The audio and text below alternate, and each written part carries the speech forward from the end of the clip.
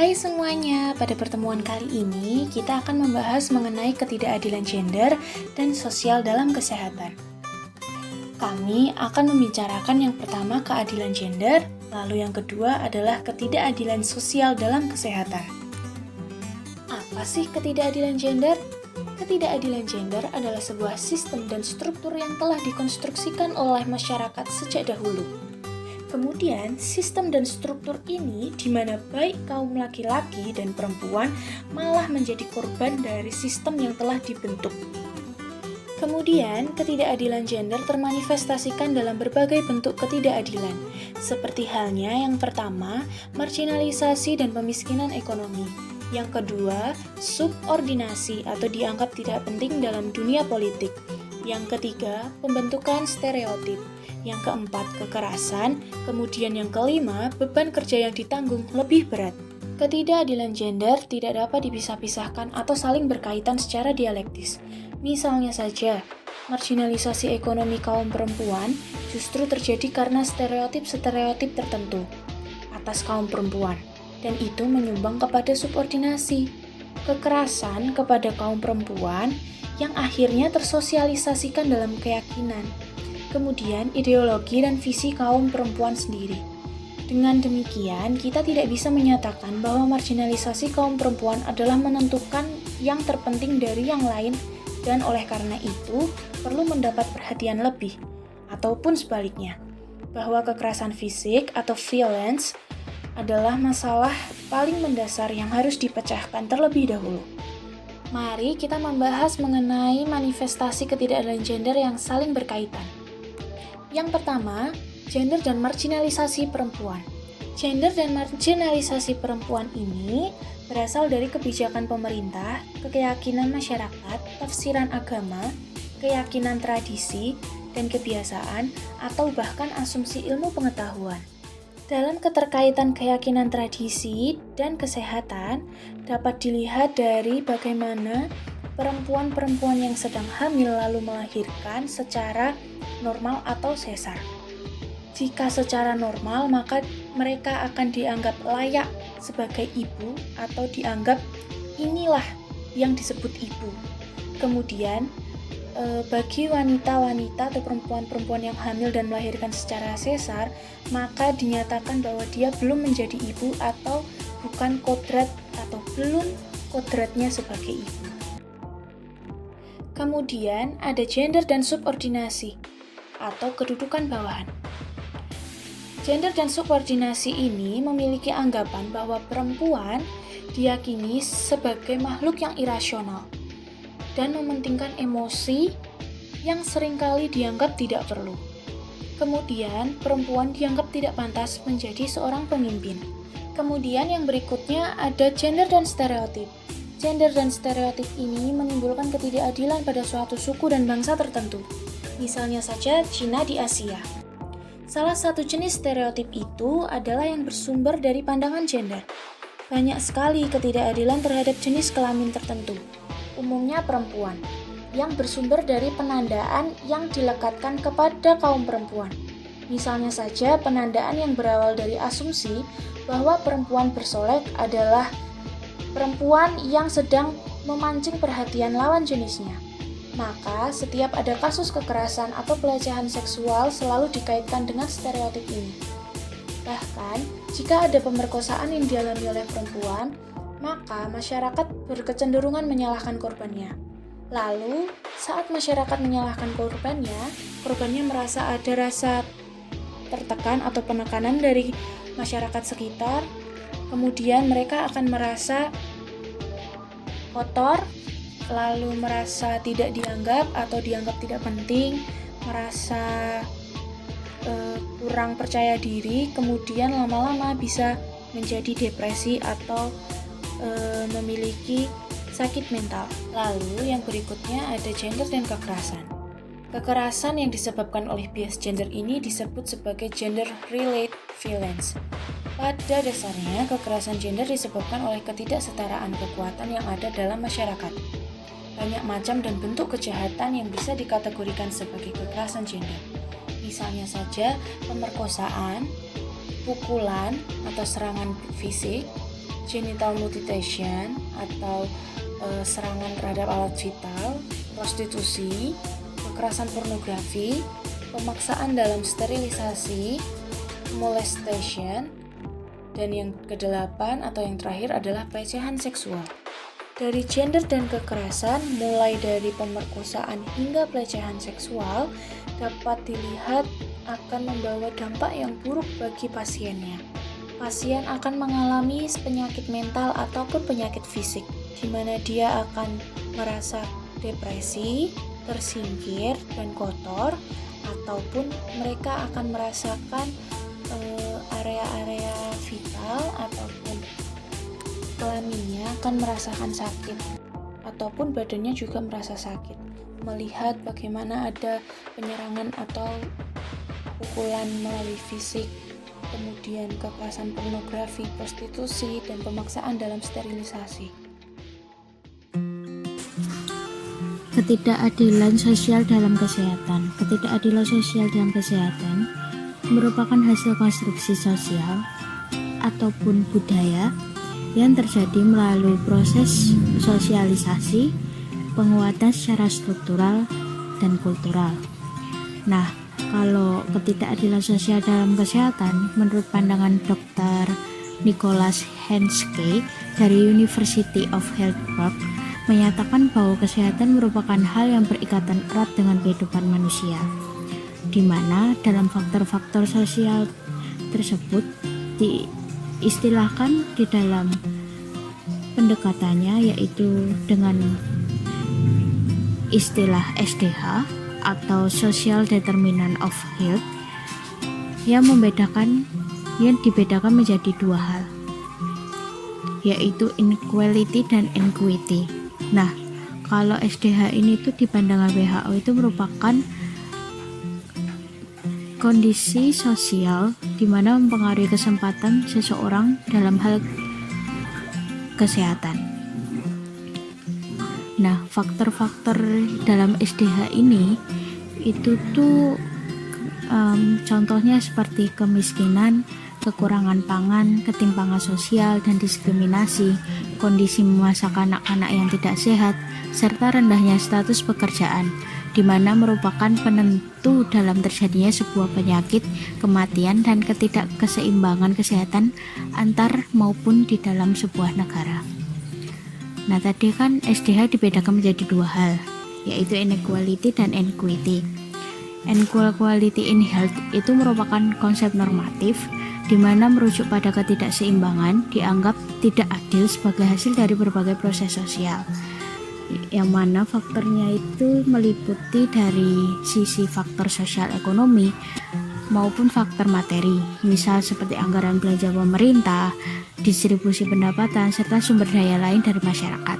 Kemudian faktor yang mempengaruhi kedua yaitu dari faktor psikologi, yang dilihat dari tingkat stres, keterasingan, hubungan sosial, dan dukungan sosial.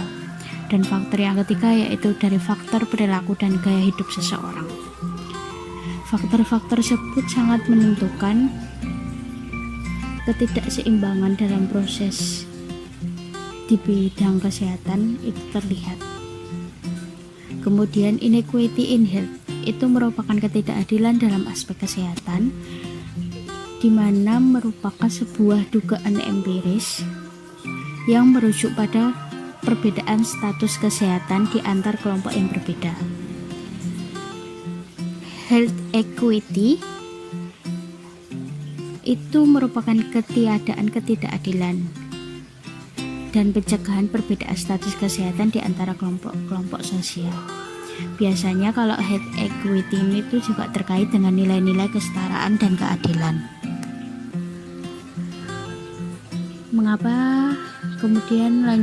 Mengapa ketidakadilan dalam kesehatan bisa terjadi? Ketidakadilan dalam kesehatan itu bisa terjadi karena beberapa alasan, yaitu dari segi kondisi demografi, kemudian kondisi pendidikan, lalu kondisi ekonomi, kondisi kesehatan, terus ketidakberdayaan dalam hal sosial ekonominya, terus kurangnya lapangan pekerjaan, perbedaan status sosial di dalam lingkungan masyarakat. Nah, kondisi demografi ini tuh bisa menjadi pemicunya. Kenapa? Karena dari masalah kependudukan di berbagai daerah, terutama di Indonesia kan berbeda-beda. Nah, kadang tingkat masyarakatnya, jumlah masyarakatnya itu biasanya yang lebih padat. Dia bakal lebih kompleks terutama dalam hal kesehatan. Tapi kalau untuk mereka yang jumlah penduduknya tidak terlalu dominan, tidak terlalu padat dibandingkan wilayah yang lain, di sana pasti akan dalam hal kesehatan tidak akan semaju seperti masyarakat di daerah yang padat penduduk. Lalu untuk kondisi pendidikan. Nah, kondisi pendidikan ini tuh juga mempengaruhi, di mana seseorang itu bisa meningkatkan statusnya ke level yang lebih tinggi dan mengenyam pendidikan. Nah, pendidikan itu merupakan kualitas SDM, di mana SDM itu nanti bakal lebih baik dalam suatu pembangunan di suatu wilayah. Tapi dalam hal bidang pendidikan sendiri aja masih ada ketimpangan, terutama perbedaan di desa dan di kota dalam hal fasilitas, kualitas, dan mutu pendidikan. Lalu kondisi ekonomi. Nah, kondisi ekonomi ini tuh yang paling sering sih terjadi dalam hal ketimpangan sosial, dimana kalau misalnya daerah itu punya sumber daya alam sama produksi itu melimpah, maka tingkat ekonomi di sana bakal lebih tinggi status ekonominya. Tapi wilayah yang SDA-nya rendah dan tertinggal, ya pasti nggak akan sesuai dengan mereka masyarakat yang berada di daerah melimpah tadi.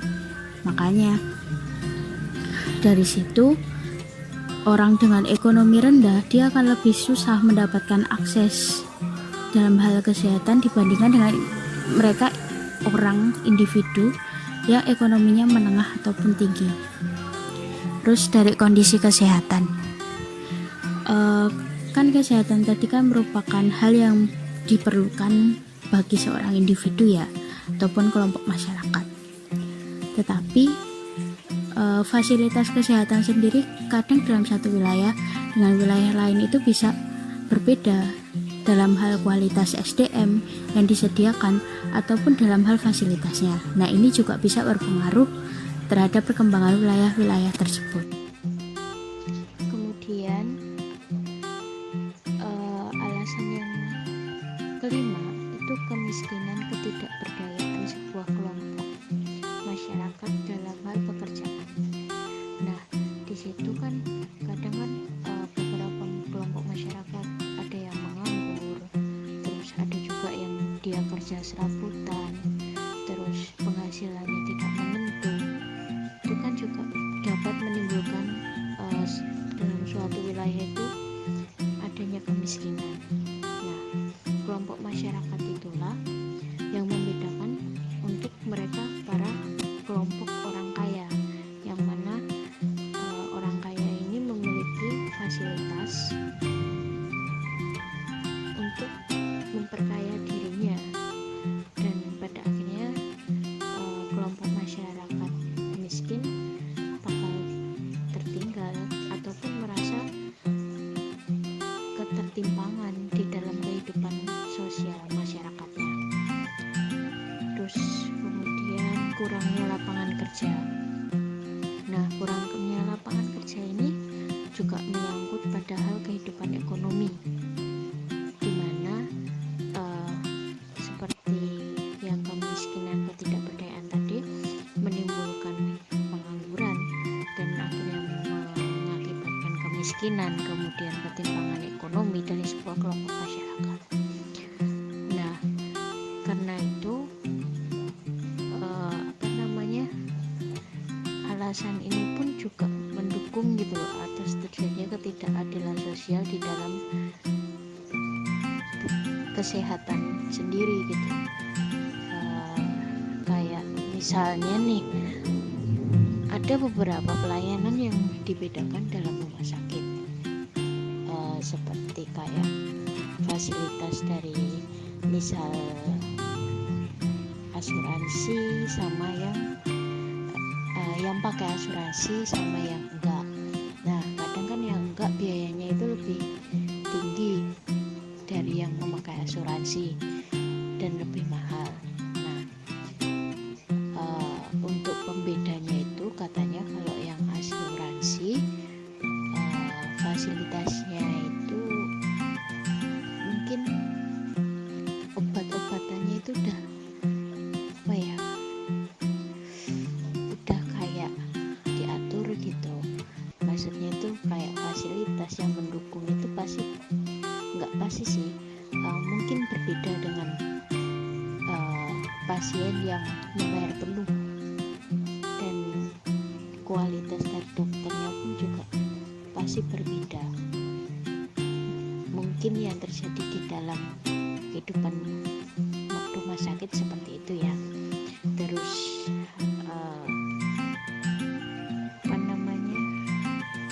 di situ kan bakal ada kayak ketimpangan gitu, ketimpangan ekonomi di situ.